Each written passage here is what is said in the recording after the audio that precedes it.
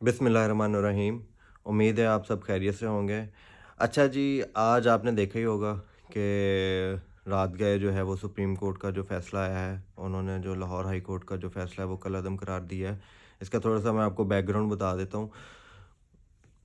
जो election commission ने आरओज़ को तैनात किया था, जो डिप्टी कमिश्नर्स और असिस्टेंट कमिश्नर्स को उन्होंने जो है वो तैनात किया था।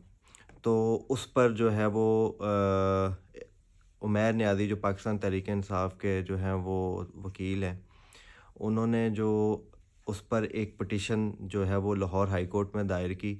उस पर उन्होंने ये एतराज़ किया कि जनाब ये आप ब्यूरोक्रेसी को जो आप अपॉइंट कर रहे हैं, तो आप इनकी जगह जो सिविल जजेस जैसे 2018 में या उसके उससे पहले के इलेक्शंस में जो सिविल जजेस ही जो हैं मजिस्ट्रेट या सिविल जज वगैरह जो हैं वो तैनात होते हैं आरओ।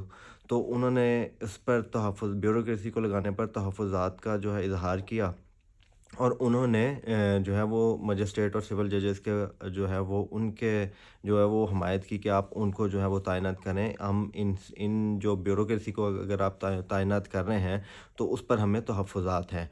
तो लाहौर हाई कोर्ट ने जो है वो बजाए उस पर फ़ैसला करने के उन्होंने पूरा इलेक्शन ही जो है ना वो उस पर फ़ैसला कर दिया कि हम इलेक्शन को ही उन्होंने रोक दिया। तो जिस पर जो इलेक्शन कमीशन है वो उन्होंने सुप्रीम कोर्ट से रुजू किया है और सुप्रीम कोर्ट से उन्होंने रुजू करके और उन्होंने कहा है जी कि हम इलेक्शन बिल्कुल उन्हीं ब्यूरोक्रेट्स जो हैं, जो हमने आरओ तैनात किया, हम उन्हीं के साथ ही इलेक्शन करवाना चाहते हैं। तो वो आप जो है ये इसका जो लाहौर हाई कोर्ट का जो फ़ैसला है, आप उसको जो है वो उन्होंने चैलेंज किया है। तो इस तरीके से जो है वो सुप्रीम कोर्ट ने जो है वो रात गए अदालत ओपन करके तो लाहौर हाई कोर्ट के फ़ैसले को कलअदम करार दे दिया है। तो बस यही था कि क्योंकि पाकिस्तान तहरीक-ए-इंसाफ भी यही चाहती थी कि इलेक्शन जो है वो 8 फरवरी को ही हो।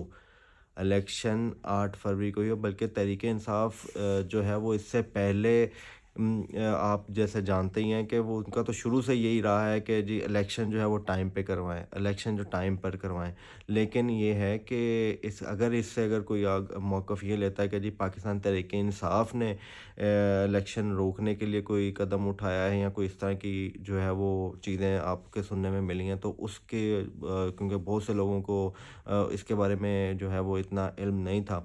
तो हमने बस यही कोशिश की कि आपको जो है इसका बैकग्राउंड जो है वो बताया जाए, ताकि आपको जो है वो पूरी जो इसकी बेस है उसका पता चले।